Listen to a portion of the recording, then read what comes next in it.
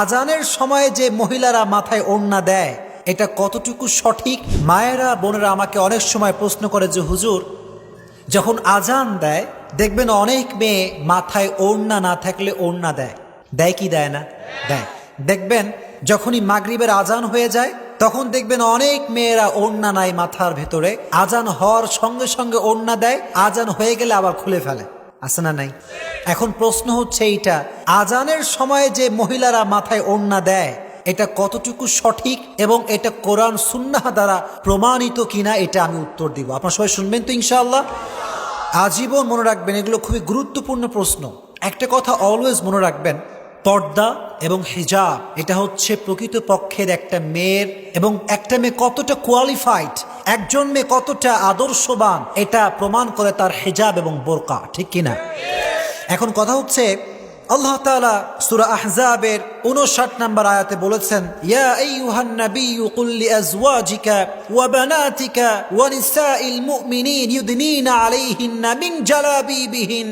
আল্লাহ তাআলা বললেন, ও নবী, আপনি আপনার স্ত্রীদেরকে বলে দেন এবং মুমিনা নারীদেরকে বলে দেন, তারা যখন বাহিরে বের হবে, লোকালয়ে চলবে, তখন তারা যেন চাদর দিয়ে মুখ ঢেকে নেয়। শরীর ঢাকার দরকার আছে না নাই? জালাবিবিহিন, এই শব্দটা জালাবিব এটা লিসানুল আরব একটি লুগাত আছে। এই লুগাতের ভেতরে এসেছে যে ২৭৩ নম্বর পৃষ্ঠায় এই অর্থটি রয়েছে। জালাবিব মানে হচ্ছে এমন একটা কাপড়, এমন একটা চাদর যে চাদর দিয়ে মাথার উপর থেকে নিয়ে পা পর্যন্ত ঢাকা যায়। মূলত এই চাদরগুলো যারা আরবে গিয়েছেন তারা জানেন, এই চাদরগুলো আরবে অ্যাভেইলেবল, কিন্তু বাংলাদেশে মাথার থেকে পা পর্যন্ত ঢাকা যায় এরকম চাদর বাংলাদেশে খুব কম পাওয়া যায়। এটা হচ্ছে জালাবিবের অর্থ। মুফাসসিরিনে ইকরাম যেই ব্যাখ্যা করেছেন এটার দ্বারা বোঝা যায় জালাবিবের অর্থ হচ্ছে এমন জামা, এমন কাপড় যেই কাপড় দিয়ে শরীর ঢাকা যায়। এখন মূল কথায় আসেন, এই যে আজানের সময় প্রত্যেকটা মেয়ে দেখা যায় মাথায় কাপড় দেয়, আজান হলেই আবার কাপড় নামিয়ে দেয়, এটা কতটুকু কোরআন সুন্নাহ সম্মত জানার দরকার আছে না নাই? মনে রাখবেন প্রিয় ভাইয়েরা, এটা হচ্ছে একটা সংস্কৃতি। এটা কি সংস্কৃতি? এটা কোরআন সুন্নাহ দ্বারা প্রমাণিত নয়। তবে হ্যাঁ, যদি কোনো মেয়ে আজান শুনে মাথায় কাপড় দেয়, তার ঈমান যে অনেক ভালো, সে যে মুত্তাকি একটা বান্দি, এটা তার প্রমাণ বহন করে। কারণ আজানে যে শব্দ উচ্চারণ করা হয় আল্লাহু আকবার, সমস্ত মহানত্ব, বড়ত্ব, সমস্ত শ্রেষ্ঠত্ব একমাত্র মহান আল্লাহ রাব্বুল আলামিনের জন্য। চিল্লায় কোন আল্লাহু আকবার। তো এই আওয়াজ যখন হয়, ইমানের তাপমাত্রা বাড়ার আশঙ্কা বেশি। তো সেই সময় যদি কোনো মেয়ে মাথায় ওড়না দেয়, কাপড় দেয়, এটা প্রমাণ করে তার ইমানটা খুব ভালো। তবে এটা মনে করা যাবে না যে আমি এটা কাপড় দিচ্ছি, এটা মনে হয় আমার উপরে ওয়াজিব, এটা মনে হয় আমার উপরে ফরজ, এটা কখনো মনে করা যাবে? অনেক মেয়েরা মনে করে আজানের সময় মাথায় কাপড় না দিলে শয়তান চুলের ভিতরে ঢুকে যায়। কিসের ভিতরে ঢুকে যায়? চুলের ভিতরে। শোনেন, একটা কথা বলি, শয়তানকে আল্লাহ তাআলা এমন একটা শক্তি দিয়েছে যে শয়তান চাইলে মানুষের রগে রগে, গিরায় গিরায় চলতে পারে, ঠিক কিনা?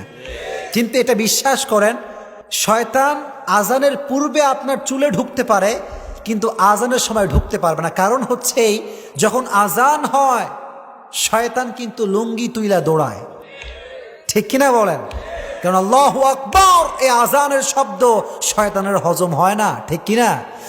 এজন্য এটা মনে করা যাবে না যে আমাকে দেওয়াই লাগবে। হ্যাঁ, যদি আপনি মাথায় কাপড় দেন তাহলে বোঝা যাবে আপনার ভিতরে তাকওয়া আছে, আপনি আল্লাহকে ভয় করেন। তবে এটা ফরজ ওয়াজিব কোনো আমল হতে পারে। এখন কথা হচ্ছে, যখন কোনো মেয়ে বাসার ভেতরে একা একা বসে আছে, তখন সে চাইলে, যুবকরাও শুনবেন, বাবারাও শুনবেন, তখন সে চাইলে তারা হাত খোলা রাখতে পারবে, মুখ খোলা রাখতে পারবে, পায়ের কবজি গিরা খোলা রাখতে পারবে যখন একা একা সে আছে। কিন্তু যখন কোনো একটা মেয়ে বাসার ভেতর থেকে বের হবে, ইসলামের প্রভিশন বা ইসলামের বিধান হচ্ছেই যে মেয়েটা বের হওয়ার সময় তার পরিপূর্ণ ড্রেস আপ হবে, এমন ড্রেস আপ যে তার পায়ের কবজি থেকে শুরু করে নিয়ে কপাল পর্যন্ত পুরো চুল ঢাকার দরকার আছে না নাই? আপনি রুখসতটা বাদ দেন, যদি আপনি আজিমায় আসেন, সবচাইতে হাইয়েস্ট অ্যান্ড বিগেস্ট লেভেলের পর্দা, যার উপর আর কোনো পর্দাই হয় না, সেই পর্দা হচ্ছে এমন পর্দা যে একটা মেয়ে এমনভাবে বোরকা পরবে যেই বোরকা হবে ঢিলা ঢালা, ইভেন মেয়েটার চোখও দেখা যাবে না। এই বোরকা পরে যখন কোনো মেয়ে বের হয়, আল্লাহর কসম করে বলছি, ওই সুন্দর বোরকাওয়ালি কিন্তু কখনোই ইফটিজিংয়ের শিকার হয় না। হেজাবওয়ালি কিন্তু ইফটিজিংয়ের শিকার হতে পারে না। আর যারা ইফটিজিং করে এদেরকে আমি বলবো, এদের মতো ছ্যাঁচড়া বেয়াদব লুচ্চা পৃথিবীতে আর কেউ হতে পারে না। এরা চরিত্রহীন।